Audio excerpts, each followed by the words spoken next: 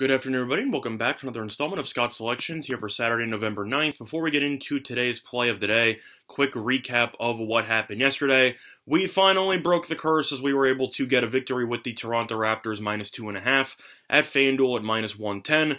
After a close first quarter, the Raptors blew it open in the second. They pretty much coasted to the finish line. Pascal Siakam was unstoppable. He had 30-plus points. And, yeah, the Raptors won by double digits. It was a nice winner, and we will look to continue that momentum moving forward. In terms of today's card, though, it's finally time that we start giving out some college basketball plays. So, without further ado, we're going to be starting with a college basketball play that will be taking place at 8 p.m., and it will be between Arkansas-Pine Bluff and Gonzaga. Now, I know that this line is huge, and I'm telling you right now, I don't think it's large enough. The play of the day will be on Gonzaga -35, which is available on DraftKings at -112. Some of you might get scared off of that just based on the number 35 itself, but I really just think Gonzaga's going to win this game by 40+. So that is why we're going to give this out as play of the day. Now, in terms of the openers, both teams have already played one game. Pine Bluff, they played the first game against South Florida on the road. South Florida, below average, D1 team, to average. I'd say they're okay. Either or. Pine Bluff scored 41 points. They lost by 29, and they shot 28.9% of the field, from the field. Now, the worst part of this, that they lost by 29, South Florida only shot 37% from the floor. So it wasn't even like South Florida actually performed well. Pine Bluff ended up giving South Florida 35 free throws, and South Florida shot 37% from the floor, and South Florida still won by 29. Gonzaga, on the other hand, they were pretty solid so far in their debut. They ended up winning their first game against Alabama State by 31 points, but Gonzaga actually came out a bit slow in the first half before finally picking it up in the second half, performing the way that they normally do. In terms of the first half, just for specifics, Gonzaga was only up 12 going into the first half. Going into the second half, I should say, and then they ended up outscoring Alabama State by 19. They scored 95 points. Overall, they shot 57% from the floor. They shot 50% from three. They got to the foul line 27 times. The issue that they ran into was defense, in which they gave up 49% shooting to Alabama State. I simply think that Gonzaga and Mark Few, I think they're going to try to play significantly better defense moving forward, as you can't allow Alabama State to shoot 49% from the floor. Gonzaga is just bigger. I think they'll dominate the boards. In terms of actual rotations, Pine Bluff uses a 6'8" guy for more than 20 minutes a game. Other than that, they have two guys who are 6'10" who play roughly 5 to 7 minutes a game. So their tallest player who gets actual minutes is 6'8". And Gonzaga has four separate guys on the roster who are at least 6'10" or 6'11", and three of them get decent amounts of minutes. So I think that could be an issue. I just think Gonzaga is too much scoring. I think Gonzaga will play better defense with the big men they have inside. Pine Bluff couldn't score against South Florida. I don't think they're going to score against Gonzaga. I think Pine Bluff will score less than 50 in this game, and I think Gonzaga will push roughly 90. So I think that there is value here. Gonzaga's been known historically to just absolutely bully and punish the weaker teams in the beginning of the season, so everyone thinks that they're really good. And then, I mean, they always end up underachieving anyway, but at the same point, in the start of the season, they always take care of business.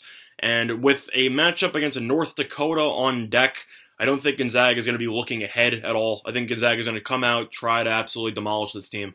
And I think based on just the absolute skill difference as well as just Pine Bluff's lack of size and their lack of shooting ability as they showcased in South Florida, plus their willingness to get into foul trouble really early on, I think is a problem, and I think Gonzaga will win by 40+. I think this game will end somewhere in the realm of, I'd say, like 95 to 50. I think it's going to be a blowout. But do I think it's going to be as bad as Utah and Mississippi Valley State yesterday? No. If you don't know what I'm talking about, Utah played Mississippi Valley State yesterday. Two D1 teams. Mississippi Valley State's terrible. Utah was favored by 30, and Utah won by 94 points. That actually happened. Look into it. I believe 3 players on Utah had triple-doubles. It was absolutely disgusting. Either or, I think Gonzaga should be able to break 90 again, and I think that their defense will perform a lot better with their size and Pine Bluff's inability to shoot, and I think that this game will turn into a rout early. Plus, Gonzaga's bench, as I mentioned before in the first game of the regular season, they actually did a better job in the second half than the first half, and Gonzaga seemed to put it on to Alabama State late. It was just unfortunate that it was too late for them to actually cover the full game number. But I'm not concerned about Gonzaga pulling the starters at any point in the late second half, because I still think Gonzaga's backups are better than Arkansas-Pine Bluff starters. I don't think it really matters. So with that being said, the play of the day is going to be on Gonzaga, minus the 35, which is available on DraftKings at minus 112, and that will be the play of the day. Now, in terms of the rest of the betting card, looking at the rest of the card here, decent amount of games are already underway since it is 2 p.m.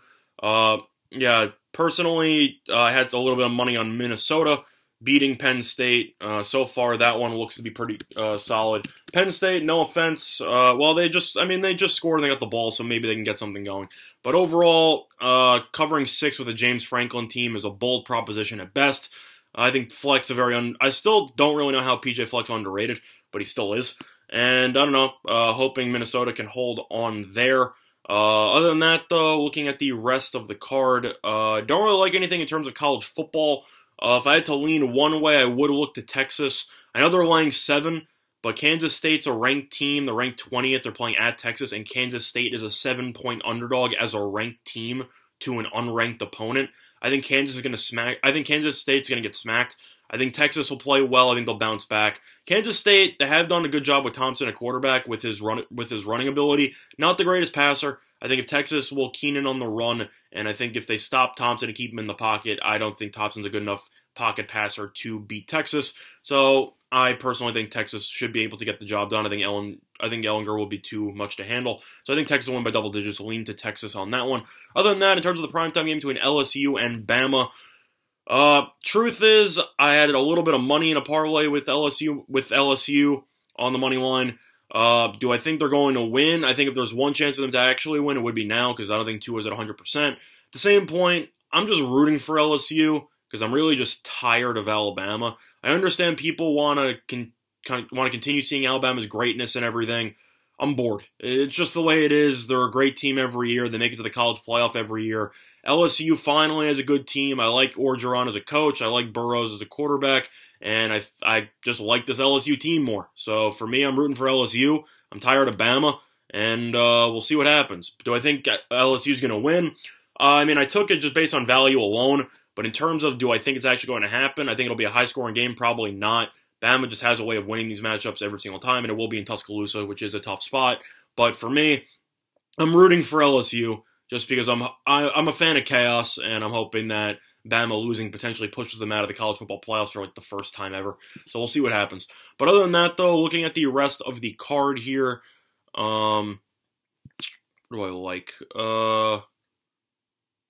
Sorry, I'm just looking through. Not really much to talk about, honestly, in terms of college football. I know there has been some buyback on Duke against Notre Dame. Duke is currently down. Notre Dame went from a 5.5-point favorite to roughly a 9-point favorite. It's been bet down to 7.5. So there has been some buyback here. In terms of the actual game itself, I think Notre Dame is the better team. Do I trust Cutcliffe in a close game at night? I tend to, but then again, I saw the terrible halfback pass against North Carolina a couple weeks ago, so I don't really know anymore. But I just don't like Notre Dame. I think a touchdown and a hook is a bit too much for me. So I would lean to Duke. Small lean. I'm not going to bet it personally, but that would be my thoughts. And Clemson versus North Carolina State. Clemson's been bet up from 30 to 34, and the totals dropped from 55 to roughly 53.5. I have to lean to Clemson in the over here. I know that sounds very chalky, but Clemson is left out of the college football playoff as of right now. Of course, if Penn State loses, then it's all a moot point. But at the same point, North Carolina State got absolutely torched by Wake Forest last week, and Clemson's offense has looked really good as of late, as long as Trevor Lawrence continues to actually limit the turnovers. So for me, I think Clemson should score at least 50 in this game. I think they'll blow them out. I think NC State last week pretty much just quit, and I think Clemson will look to run up the score to try to get back into the college football playoff talks. So for me, lean to Clemson there. I think that Clemson should be able to get the job done, and I think they will win by 38 to 42. So lean to Clemson in the over in that one. Other than that, not anything else I like in college football. Now, in terms of college basketball, I'll switch gears. Looking at, first of all, something to keep in mind. I probably will give this out on future plays of the day. If you don't know about the Citadel and their overs, you should know. because they will go over pretty much every single game in the first month of the season, and markets are never up to par with it. Today, the total is at 154 against UNC Asheville. Game ended up closing at 167. It went over by 13 points. Citadel plays the fastest pace in the entire country. They don't play any defense. They foul a lot. They shoot a ton of threes. The perfect over team. If you see any Citadel game that's has a total of roughly 160 or so, just bet the over blindly. You'll probably get there. Happened today. Asheville last year was averaging roughly 50-something points per game. They had the 7th worst offense in the entire D1. Today, they scored 91 points. It happens. Just keep that in mind. Look for the Citadel in the future. I'll probably give that out as some plays of the day, but if you have that available, keep that in mind. That's a good nugget for betting in college basketball. If you do not know that, look into the Citadel with their overs and totals, as you should see a lot of line movement on those in the future. Now, in terms of the other games today, I personally have a small bet on Eastern Washington beating Seattle. Am I a fan of that play? I think there's value on it overall. I know Seattle's gone from 3 to 3.5 as a favorite, but Seattle got absolutely smacked by Washington State in the first game of the season. I know that Washington State is probably better than Eastern Washington, but at the same point, Washington State was one of the worst teams in the Pac-12 last year. They weren't really very good. The spread in that game was -3 for Washington State. Washington State smacked them by about 30. Eastern Washington did play like a D2 team in the first game, but they did play really well. They won by about 50. I think there's too much value on Eastern Washington. In terms of home court, both teams are from the same state. I don't think it really matters. I think you should see a bit more of Seattle fans, but I think this game will be close. I'll lean to Eastern Washington. I think they have some value on them as a slight underdog. Other than that, a lot of games to cover here.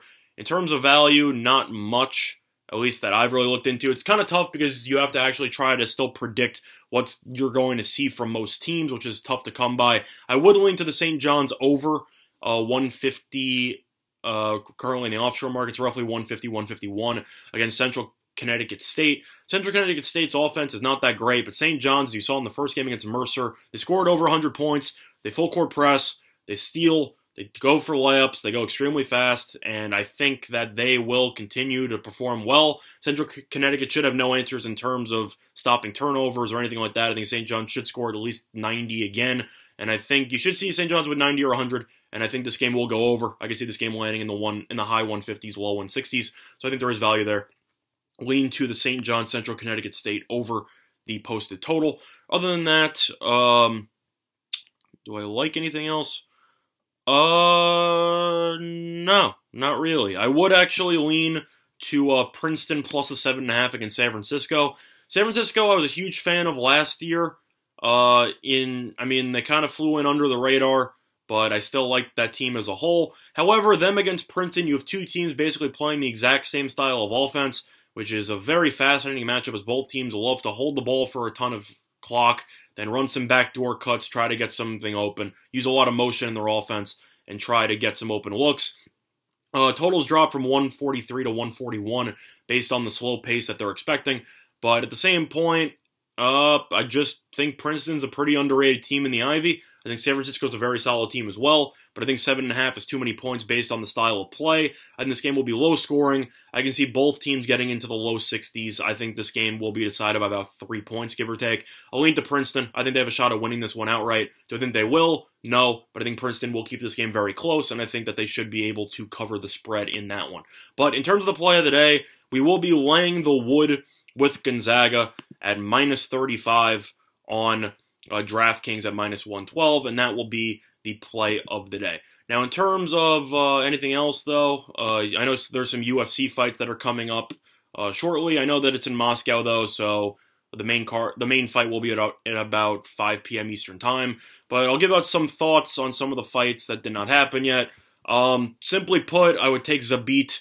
I know he's a -320, and I know Qatar has been pretty good.